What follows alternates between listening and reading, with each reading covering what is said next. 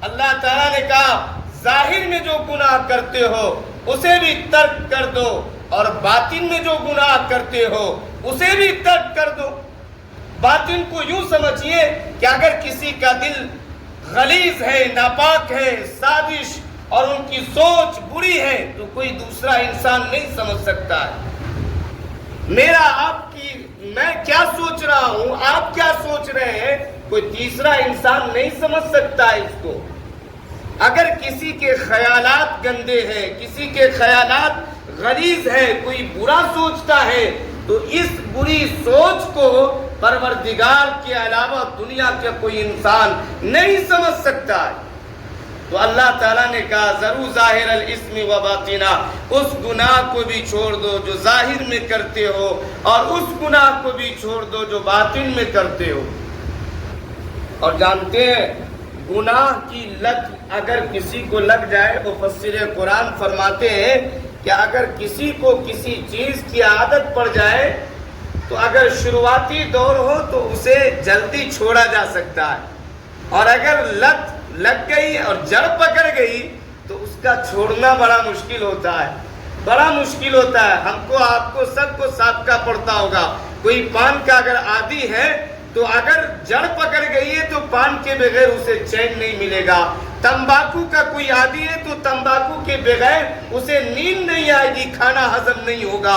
اسی طرح ایمان والا بھائی بھی، ایمان والا ساتھی بھی اگر کسی گناہ کا عادی بن گیا، اس کی جڑ پکڑ گئی جھوٹ بولنے کی اور سچ کو جھوٹ بنانے کی، غیبت کرنے کی، چغلی کرنے کی، برائی بیان کرنے کی اگر لت لگ گئی تو جب تک چغلی نہیں کرے گا تب تک اسے نیند ہی نہیں آئے گی، ہے نا؟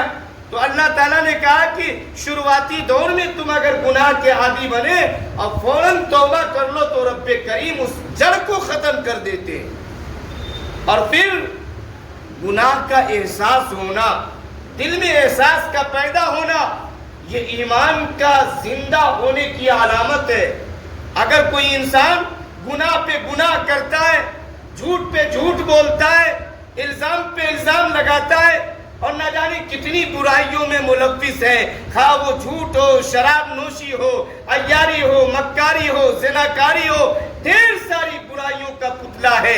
ان برائیوں کے باوجود اس کے دل میں اللہ کا خوف پیدا نہیں ہوتا ہے، اللہ کا ڈر پیدا نہیں ہوتا ہے، اللہ کی خشیت پیدا نہیں ہوتی ہے، تو سمجھو کہ اس کا دل مر چکا ہے۔ کوئی شخص گناہ کرے اور احساس دل میں نہ ہو کہ ہم نے گناہ کیا ہے، پوری زندگی گناہ کرتا رہے گا، توبہ کی توفیق نہیں ملے گی۔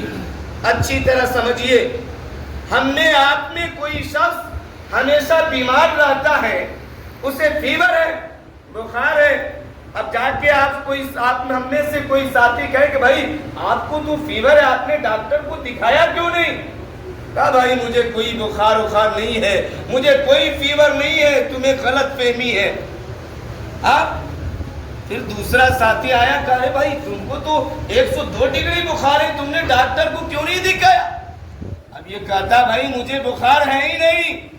اب تیسرا ساتھی آیا، کہا بھائی تجھے تو بخار ہے، ڈاکٹر سے ملنا چاہیے، تم کیوں نہیں ڈاکٹر سے ملتے ہو؟ تمہیں جسم کے اندر بیماری ہے، بخار ہے، فیور ہے۔ اور اس فیور والے شخص کے دل میں یہ احساس بیٹھا ہوا ہے میں تو ٹھیک ٹھاک ہوں، میں تو بیمار ہوں ہی نہیں، مجھے تو کوئی بخار ہی نہیں ہے، وہ قیامت تک کبھی ڈاکٹر کے پاس نہیں جائے گا، اس لیے کہ اسے بیماری کا احساس ہی نہیں ہے۔ جب کسی انسان کو مرض کا احساس نہ ہوگا تو وہ کبھی ڈاکٹر کے پاس علاج کرنے کے لیے جائے گا؟ کبھی نہیں جائے گا۔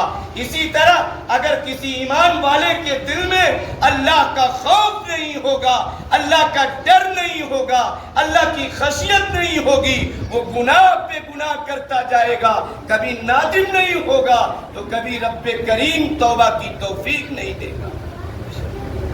اور یاد رکھیں، جو بندہ گناہوں کے باوجود رب کریم کے سامنے نادم ہوتا ہے، شرمندہ ہوتا ہے، تو اللہ تو بڑا غفار ہے، اللہ تو بڑا رحمان ہے۔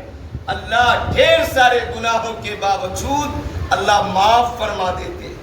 قرآن میں اللہ ارشاد فرماتا ہے قل یا عبادی الذین اسرفوا علی انفسہم لا تقنطوا من رحمت اللہ۔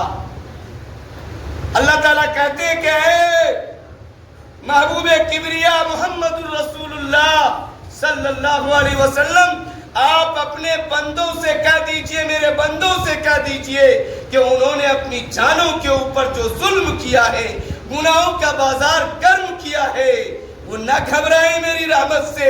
اگر میری چوکٹ پہ آ کر اپنی پیشانی کو ٹیک دے گا اور کہے گا لا تقنطوا من رحمت اللہ، اللہ میں تیری رحمت سے نا امید نہیں ہوں، تو رب کریم اس کے گناہوں کو معاف کر دے گا۔